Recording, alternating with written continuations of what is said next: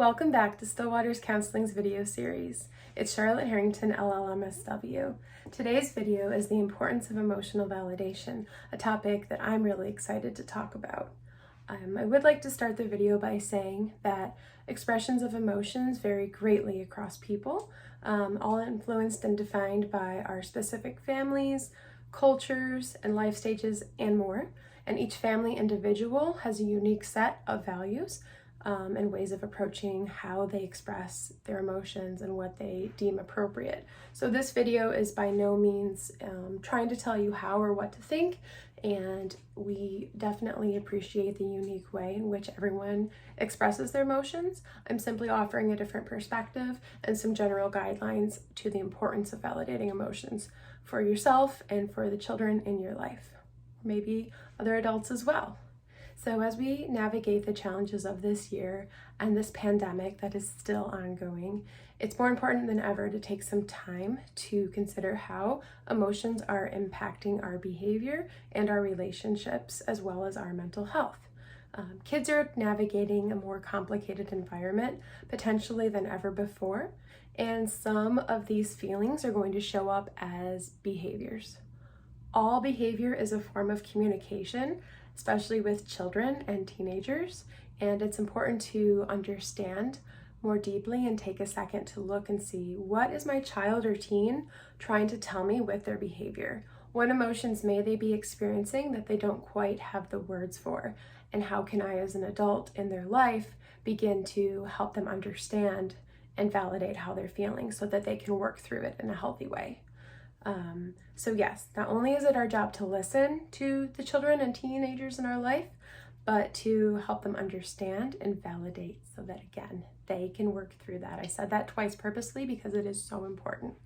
So we've all seen that toddler at the grocery store. Maybe you've had that toddler at the grocery store throwing a big tantrum, screaming, kicking, stomping, wailing on the ground. This is especially fun, I'm sure, during the pandemic, with all of the added stress and regulations and concerns. But let's pause and take a different perspective for a moment here. Did you know that toddlers cannot not use their entire body when they have big feelings to process them? The tantrum is the best way that they know how to say, "Help, I'm having really big feelings. I need to express them, and this is the best way I know how to right now, developmentally." When we direct them to stop, quiet down, or cut it out of societal pressure or habit, or for whatever reason, it just happens, we're actually sending the message that your emotions are too messy for me and undesirable. So small kids actually do feel with their entire body, and they don't have the capacity to say, as nice as it would be, you know what, I'm actually feeling really overwhelmed and overstimulated, maybe a bit hungry. Do you mind if we leave the store? No, they're going to show you with their behavior, and they're going to find a way to do it that will really catch your attention, as I'm sure you really already know. So what do? We have a lot of choices. But adults have a very important job in this situation, as hard as it can be, to try to take a breath and provide the space and acceptance of these big feelings while maintaining a calm presence.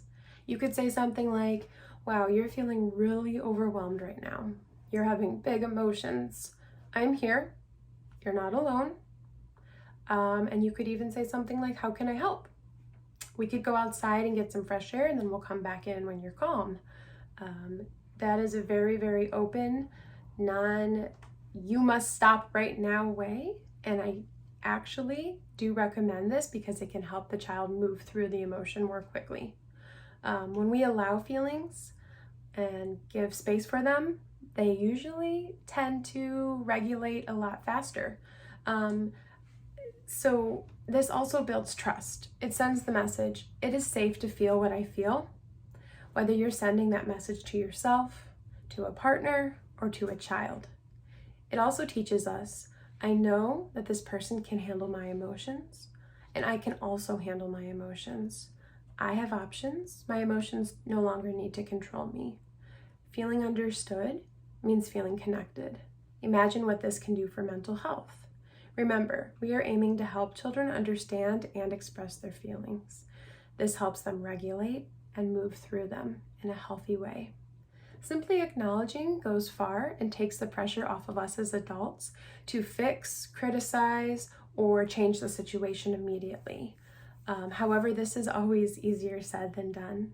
Simply sitting with or holding space for others can be the best way to connect and support them. I love the clip by Brene Brown, Empathy versus Sympathy.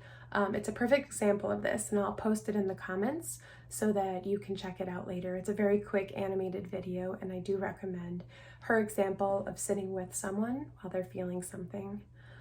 When kids are dysregulated emotionally and their emotions are getting the best of them, simply stating, "You are allowed to feel how you feel," really takes the pressure off of them and helps them feel understood and connected. And this can help them calm down very, very quickly in many situations. And it's important for them to learn this and to begin to label what's going on in their brain and in their body so that they can begin to calm themselves down. You can also use this self-talk on yourself. Your inner critic, or the voice inside that tells you those messages that are upsetting and not helpful, like, "You're not good at this, you're a bad parent, why is your kid acting up?" You can tell that voice to stop and instead say something to yourself like, "Yep, I'm feeling overwhelmed. This has been a hard day, but I'm doing my best and I'm learning how to handle this." It's okay to have these feelings, and it's allowed.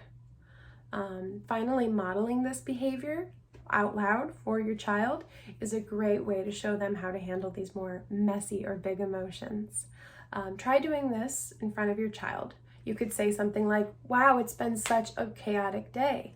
I'm feeling a lot of big emotions, but it's okay to feel that way." You could even model some solutions like, "You know what? I'm going to take a walk. Do you want to come get some fresh air with me? We could walk by the park." And it's important to say things like, "I'm allowed to be sad, and so are you. But here's some things that we can do that can help us feel better." Simply naming and allowing emotions is a wonderful gift that you can give someone. It builds trust and connection and helps the child begin to understand what's going on so that they can regulate their own emotions. Thank you so much for watching this video. I hope that you found it helpful. Please be sure to leave us a comment and subscribe. We'll see you next time. Take good care.